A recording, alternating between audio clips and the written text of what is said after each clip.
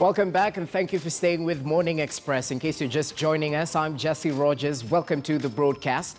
Roughly 14 minutes past 7 a.m. We continue with our deliberations right here, taking a look at some of the stories that have been highlighted on the local dailies. And of course, some of them touching on politics, 3 years after the handshake, questioning if things definitely do fall apart. Also taking a look at some of the developments around the health sector, and we've definitely talked about this in totality. Allow me to reintroduce my panelists in studio. We have Suleiman Bashir, who's an advocate. We're also joined by Musari Kahiga, who's a public policy analyst. And joining us via way of Zoom, you can see Bunyasi Sakwa right there, the Member of Parliament for Nambale constituency. Bunyasi Sakwa, I'd like to begin with you in terms of this particular story touching on the implementation of the competency-based curriculum. We well know of the grade 4 assessment that was going on just recently, still going on. Talk to us about some of the things you've noted around this particular issue, even as we anticipate the rollout of the KCP and KCSE just within this month. The Ministry of Education has definitely promised the disbursement of funds timely, especially disbursement of funds to the institutions of learning in order to facilitate these examinations. What's your take on what we've witnessed around education matters? One thing is that the change to a competency-based system is going to be here with us.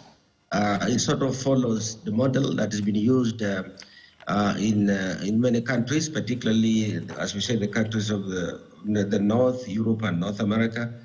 In the case of the United States, they went even further, much earlier, to take out public examinations from the system, but they have assessments of competency that are done more like a matrix arrangement to the education system. The requirements for graduation are simply the hours that you take in the high school. In each stage it varies, that to be able to respond to the needs of that particular state. I think for us too, the only thing is that it's been unclear. First, people argued, and I was one of those, that probably the country was not quite ready yet, that the training for the change of system was not taking place vigorously enough, but I was completely pleasantly, but rather surprisingly, I was surprised to hear that over 150,000, that's what the CS Education said, over 150,000 teachers had been trained in the new system. Where I represent, and the county I come from, those large numbers are not apparent. There's a lot of complaining on the ground. There's inadequate reorientation, inadequate induction, lack of clarity on those that are still in training. People have graduated, let's say, with P1 courses, have to restart again to be certified in the CBC, but those guidelines are not clear. So I have a feeling that the ministry is probably learning as it has gone on. They've been strong on directives, but I think that probably the preparation has lagged behind. But be that as it may, I do support a system that is not exam-oriented. You can see even the assessments that are going to be done, and unfortunately being done by the ministry. The ministry that could have made the errors is the one that's still testing. I think this testing should have gone, let's say, the Institute of Curriculum Development or some other institution that's not core ministry, just to assess and say you're in the 3rd grade. Have you got the competency you expected to have had? You're graduating from elementary school. Do you have the numeracy and literacy capacity that is expected? That's all it should be really about. But now there's so much panic. I'm sure the kids are going to get the panic as well. It's a major life and death thing. And this thing should not be pass and fail. Others will be better than others. But it's not a pass and fail thing. That's where we are coming from. But that mentality has still stuck. I do hope that's going to get cleaned up as we go forward. Okay, the assessments will definitely play a part in clearing up that particular mentality. Musari Kahiga, even as we talk about the implementation of the CBC, it's proper to note that the Teacher Service Commission has announced plans to employ 25,000 teachers on permanent basis and 12,000 on internship in the next financial year. Perhaps give us your take on some of the challenges. Lack of funding, infrastructure has also been a challenge, and the 100% transition has definitely brought to the fore the representation of teachers, especially in the secondary and primary schools. What's your take on the journey towards attaining CBC? As far as CBC is concerned, Jesse, I think we're looking at a holistic overhaul of the education system. To do so, then we have to look at the human capital element and the infrastructural element. And so when you look at the infrastructural element, then obviously we have issues, first and foremost, with schools and the materials which are there. But when we're talking about the curriculum change, then there are three major parties that need to be addressed here. One are the teachers themselves, because without them, then children wouldn't be going to school. Two, then it is the children. Are they also prepared to transition through this system? Have they been prepared for the transition? And lastly, is the institutions of administration that facilitate this smooth transition. One of them is the TSC, who unfortunately are more often than not at loggerheads with teachers and teachers' unions. And the other one is Parliament, which has the opportunity to pass adequate bills and to check the executive to educate, to invest more in education. So even as we do get there, I think Honorable Bunyasi should be able to tell us this morning what they've been doing in Parliament to ensure that they check the executive, to make sure that they invest as much as they do in the infrastructure of education, that they do so in the human capital of education. Okay, what's your take, Suleiman Bashir? I think the CBC program is quite reasonable. It is, the rationale behind it is to assess the students. It's trying to do away with the robotic examination that we have always had on our pupils and students. But I think, be that as it may, it is indeed a good idea. But the implementation level is the problem. For us to properly implement the CBC program, we need to have trained teachers and proper infrastructure. Those are the two cardinal issues. These two seem to be missing. Let me just give an example, because I had been following what the CS had been explaining of late. There's a place called Habaswein within Wajir County. In a school a school that has around 2,000 students from standard 1 to standard 8, I think they only have a headmaster and a teacher. So I think it is time we appreciate the facts on the ground, because each and every pupil in all parts of the 47 counties should have reasonable access as much as a student in Nairobi does. So I think going forward, the rightful way is, this is indeed a good idea, but the timing and the implementation of it is the problem. Let us have trained teachers and proper infrastructure to see this dream coming true.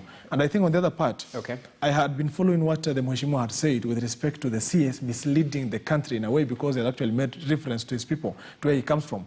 I think, Jesse, what we need to appreciate is, when you look at the standing orders of the National Assembly and the Senate, a member of parliament does have the power to summon, to pull a question on a cabinet secretary. He can question a CS on the basis of that. So the CS can appear before a committee and a member can raise very valid questions. I think these are platforms that our good members can take advantage of, which I'm sure the Mheshimiwa agrees with me. Okay, over to the Mheshimiwa in this particular matter. Give us your take on this. And perhaps I keep on asking this particular question every time we're talking about education matters. The NGCDF funds, perhaps any progress on this particular matter so far?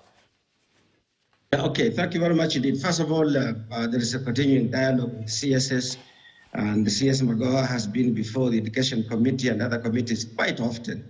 That I'm not sure that has cured the problem, but it's an ongoing process.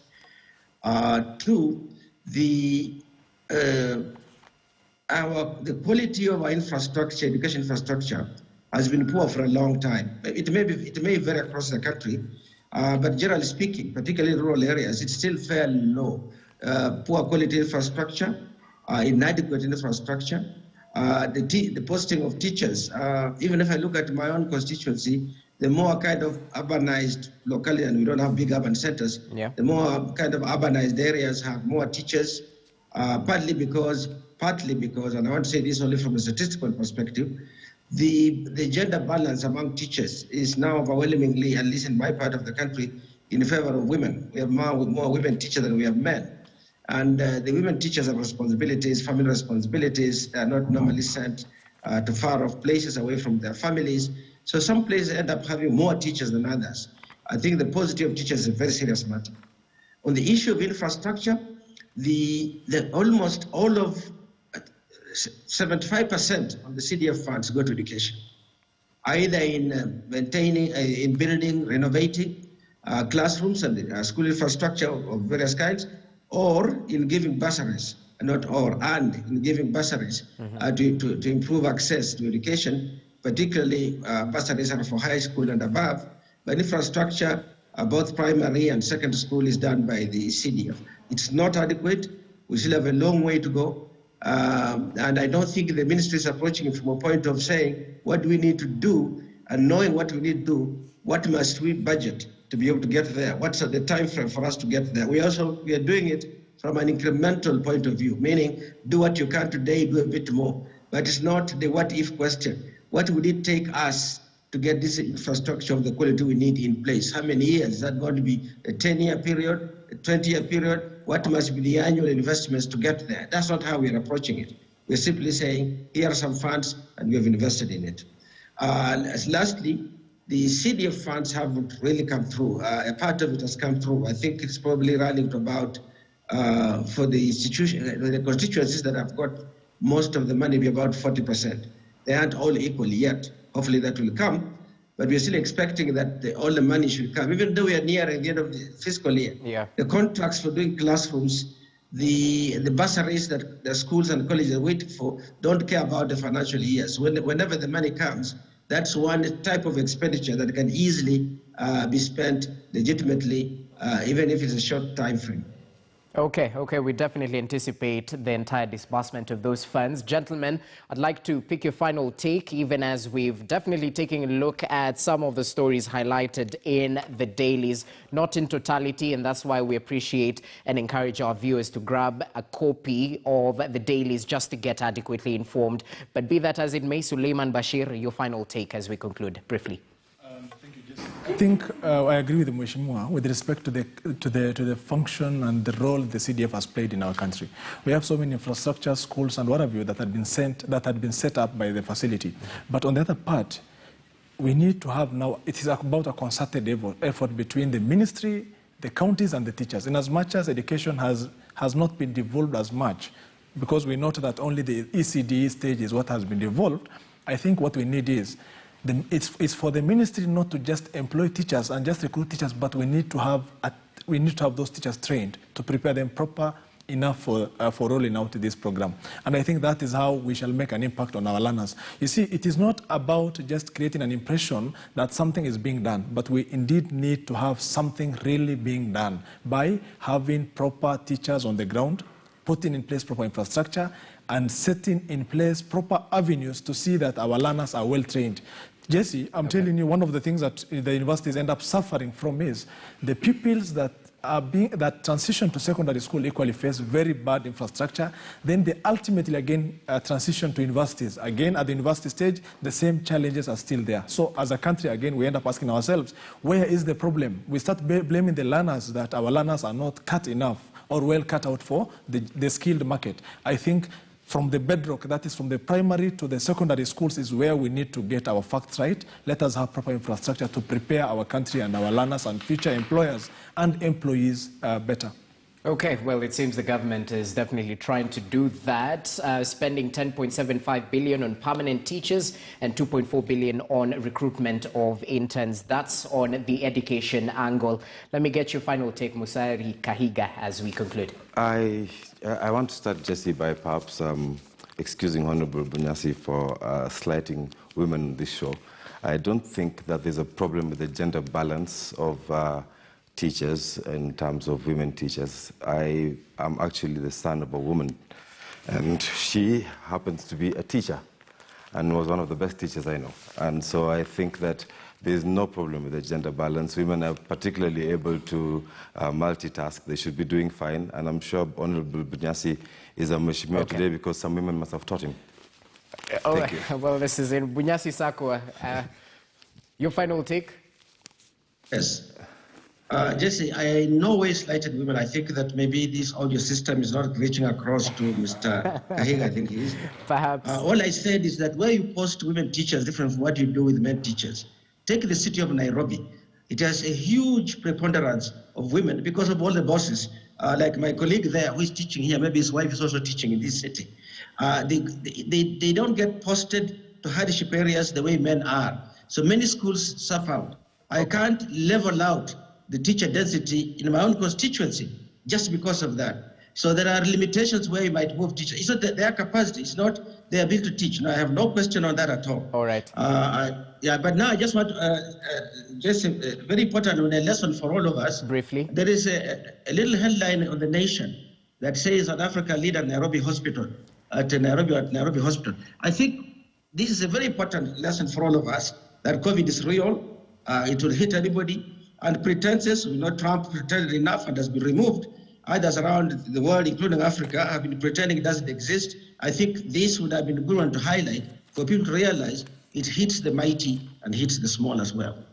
Okay, we'll definitely continue interrogating that. Many thanks for your contribution, gentlemen. Your points are quite clear and we appreciate your input. Bunyasi Sako arrived there, Nambale Member of Parliament, joining us via way of Zoom. We also had the opportunity to interact with Musari Kahiga, public policy analyst, joining us in studio, as well as Suleiman Bashir, who's an advocate. Gentlemen, we appreciate your input right here on Morning Express.